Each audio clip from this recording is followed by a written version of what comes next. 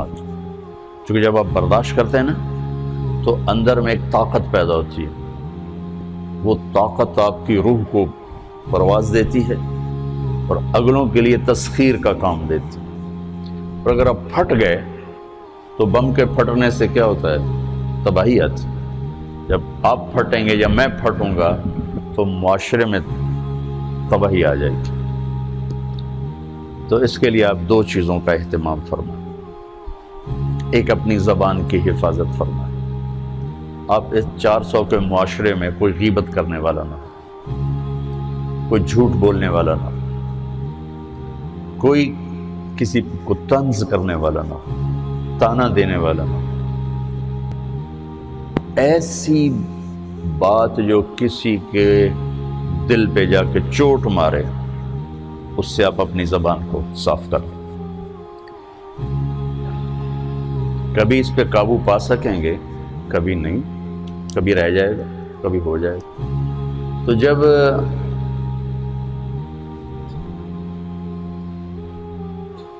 ہاتھ سے نکل جائے بات تو پھر اللہ نے ہمارے لیے توبہ کا دروازہ رکھا ہے۔ 2 نفل پڑھو، اللہ سے معافی مانگو، جس پر زیادتی ہو اس سے جا کے معافی مانگو، اس سے آپ کی مزاج میں ٹھہراؤ آ جائے گا۔ تو میں آپ سب سے یہ گزارش کرتا ہوں کہ اس معاشرے میں آپ اپنی زبان پہ قابو پانا سیکھیں۔ برائے میرے بہت فائدہ ہوگا۔ ایک زندگی گزری ہے، شام قریب ہے، تو پوری زندگی کے تجارب نچوڑ بھی اس میں شامل ہیں، اور تجارب نچوڑ کو گولی مارو اور دیوار پہ ڈال دو۔ میرے نبی کا فرمان اس کے لیے کافی ہے کہ آپ نے فرمایا کہ 2 چیزوں کی ضمانت دے دو، میں جنت کی ضمانت دیتا ہوں۔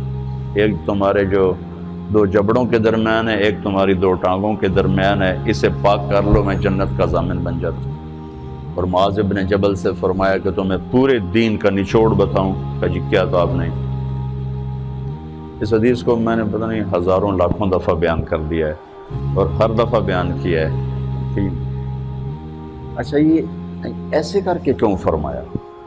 یہ پہلے کیا پھر کہا کف ھذا، اور کہا کس کو ہے؟ جن کے بارے میں آتا ہے کہ اس امت کے علماء کا جھنڈا قیامت کے دن معاذ بن جبل کے ہاتھ میں ہوگا۔ اتنے بڑے تو 18 ہجری میں انتقال ہوا۔ 1434 ہجری میں اردن گیا تو ان کی قبر سے خوشبو آ رہی تھی۔ 1400 سال گزر گئے، ان کی قبر سے خوشبو کا آنا بند نہیں ہوا۔ اتنے بڑے آدمی کو کیسے سمجھایا؟ بچے کی طرح کہ معاذ اس زبان پہ قابو۔ تو آپ سب کو، اپنے آپ کو بھی کہتے ہیں، وہ عرب خطیب کہتے ہیں اوصیکم نفسی اولا وایاکم کر کے عام طور پہ خطبہ شروع کرتے ہیں، تو میں بھی اپنے ذات سے شروع کر کے آپ سے یہ عرض کرتا ہوں بچوں کہ اپنی زبان پہ قابو پانا سیکھو۔ یہاں اس کی مشق کر لو۔ یہ چھوٹا سا میدان ہے، چھوٹا، ایک تالاب میں ہے، آپ تالاب، یہاں سے نکل کر آپ ایک سمندر میں کودیں گے جہاں کہ رشتوں کی فہرست ہوگی، تعلقات کی فہرست ہوگی، ناگواریوں کے خوفناک خاردار کانٹے ہوں گے، کہیں کہیں پھول ملیں گے ورنہ کانٹوں سے بھرا جہان ہے۔